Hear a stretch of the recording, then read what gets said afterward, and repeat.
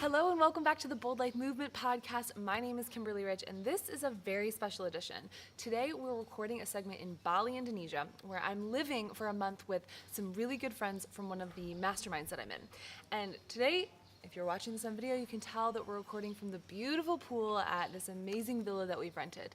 And I'll get into that in a later episode, why it is that we are renting a villa, why we're even here for a month, and what are some of the amazing benefits of creating an opportunity like this. But today I wanted to talk about this crazy technique that I learned that if you do for just 60 minutes will change your life forever. And before I go too further, I am going to preface and say that we are recording real time in Bali. So you may hear banging, you may hear birds, you may hear scooters go by, and that's just part of the excitement. So when we landed in Bali, one of the main things that we were really drawn to about coming to Ubud and now being in Canggu is that there are a lot of different healing modalities available. We wanted to get a taste of different styles of yoga.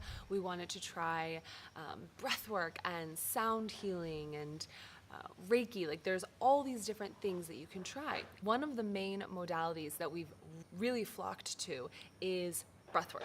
The first week that we're here in Bali, one of my friends, Christian, he decides to look up what breathwork workshops are available. And he found one, and this is a really great exercise for me because in my head, I had already planned, we're going to Hatha yoga, we're doing yin yoga after that. Like, we had the day planned.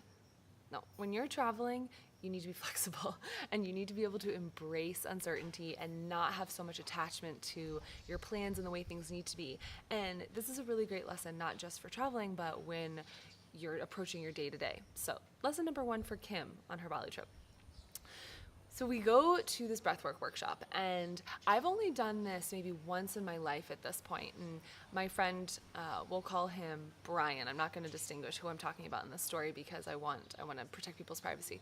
But my friend Brian has never done anything like breathwork and has never really dabbled in the woo-woo modalities. So he's a little skeptical. I didn't have a super impactful experience the first time that I tried it, so I'm sort of, open to whatever comes, but I'm not really expecting much. Well, if you're not familiar with breathwork, which is sometimes called conscious breathing, or it can be called shamanic breathwork, holotropic breathwork, there's a bunch of different modalities, or circular breathwork. The way that it works is you take an inhale and an exhale and you keep them flowing together. So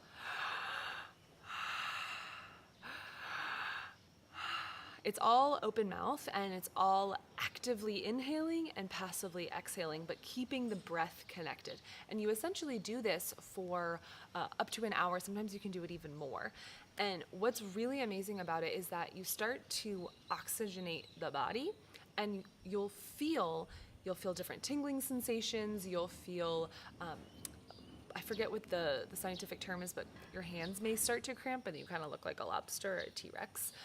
But it's a really good indicator that there is some pain, there is some stuckness, some energy stuck in the body when you can notice the sensations that you're feeling, and you can notice the cramping or the tightening or the resistance. And one of the things that they suggest is that you actually stay in your body and you go towards that sensation and maybe try and push against it. You don't need to go too far. You don't need to kind of overdo the experience and like make yourself go as deep as possible, but just kind of explore it and feel into your body and feel where that resistance is. One of the things that I found is when I would push against the cramping in my hands, I could actually feel the emotional trauma that was stuck there. So this is the big pull that a lot of people have to this type of modality, is we store all of these different emotions in our body, these different traumas that have happened to us. And if we don't release them, then they can actually cause long-term negative effects on our health. And breathwork is a really great opportunity for you to go into the body and dissolve that trauma and help to release it through the breath and through the energetic dissipation that can happen with the breathwork. Yeah, so what you might notice is that you feel different points of pain coming up in your system. And that could look like cramping, that could look like tingling, that could look like twitching or convulsing. And what's going on is that your body is trying to communicate to you. Your body's trying to tell you this needs to be let go, this needs to get out. And so if you can come up against it and recognize it and sit with it, your mind will show you things from your past, will show you things that you haven't released, which you wouldn't even expect. So session number 1, we all go, we're sitting in different parts of the room. We want to separate so that we're not distracted by each other. And I spend most of the time sort of second guessing whether or not I'm doing it right, making sure that I'm breathing hard enough, fast enough, slow enough. I mean, there's so many opportunities for you to get into your head about it. And what ends up happening is I definitely experience some hand cramping, but I don't go too deep into my own emotional pain. About 75% of the way through the session, though, something switches. It's like you finally relax into the process and you relax into the over-oxygenation that's happening to your body, and you go on a journey. And so that can actually be a really good opportunity for you to try and stay consciously with your body and not float out. Because if you float out, you're not necessarily addressing the different areas in your body that need to be worked on. So about 75% of the way through the session, I start to experience different emotions are coming up. And I couldn't really tell you exactly what they were tied to. It wasn't any specific experience, but it's enough that I start to cry, and I'm kind of like letting exasperations out. Maybe there's some yelling and some sighing, and then I settle into it and I'm okay. But one thing that's really interesting about this process is that since you're all breathing in unison, you may find that your nervous system syncs up with the nervous systems of the people around you, especially if you're an empath. And I can speak from experience that this is what happened to me. At the very end of the session, the guy that was laying to my left, we're all sort of settling down at this point, he starts sobbing, and I started sobbing on his behalf. I felt all of the pain that he was feeling in my body, and I didn't know what it was tied to. I didn't have any story around it. I just felt his pain, and I knew I needed to help him release it. So that's exactly what happened. A couple seconds later, after I've finally really helped him calm down, and we've both settled a bit, I see that one of my friends is having a very similar moment. And while the whole group is sitting there in a circle, coming to and sort of settling in after the journey, my friend is cupping his face and really having an emotional experience. And what happened, again, I synced up with him, I felt his pain, and I was taking it on and trying to release it. If you're someone who's never done anything like this and you're like, Kim, this sounds batshit crazy, well, it kind of feels like it is, but at the same time, it's so therapeutic. It feels like 20 years of therapy in 1 hour that I wouldn't trade it for anything. So going back to Brian, I wanted to share what happened to Brian.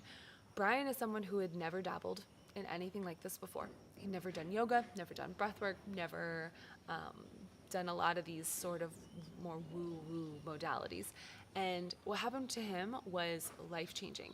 He found himself releasing things and able to show emotion, able to cry for maybe the second time in 10 years, which if you're someone who is used to crying, that can sound ridiculous, because you're like, how could you hold things in for that long? But for some people, they operate on a different emotional home, and they are able to compartmentalize things that happen. But what happens is when we compartmentalize and we don't actually address those emotions, they can get stuck in the body, and they can prevent us from feeling deeper versions of more positive emotions. So it's really important to give yourself the opportunity to release these things.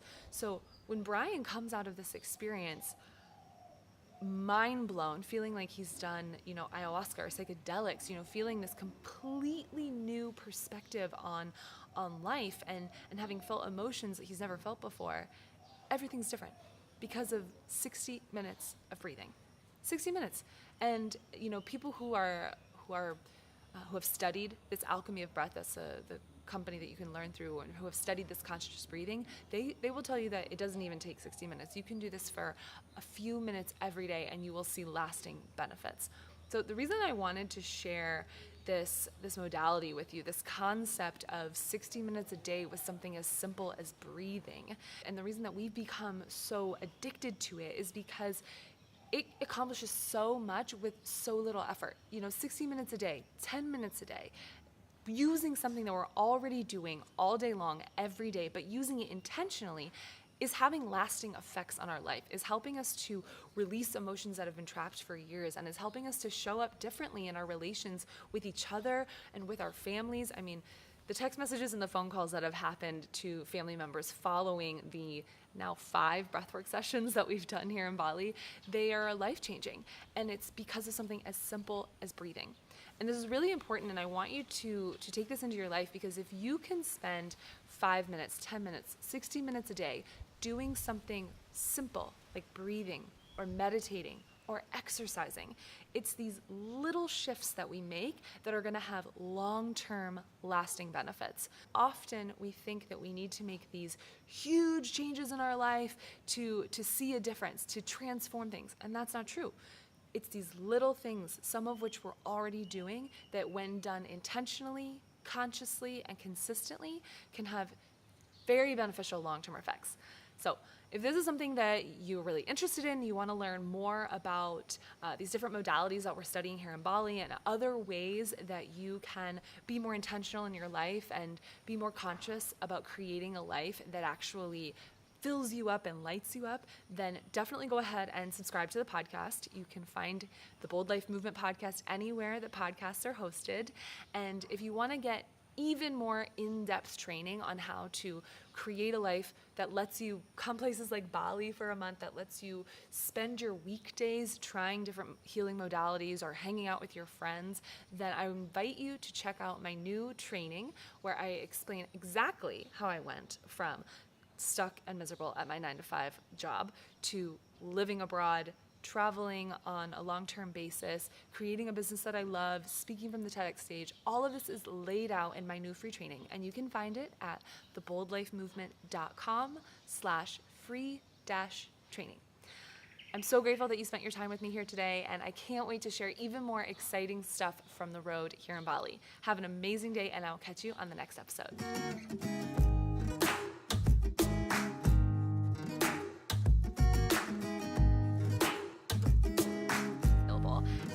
He books us a class and he decides, good morning, Kadek. Our house cleaner's here, so we're gonna say hi for a second.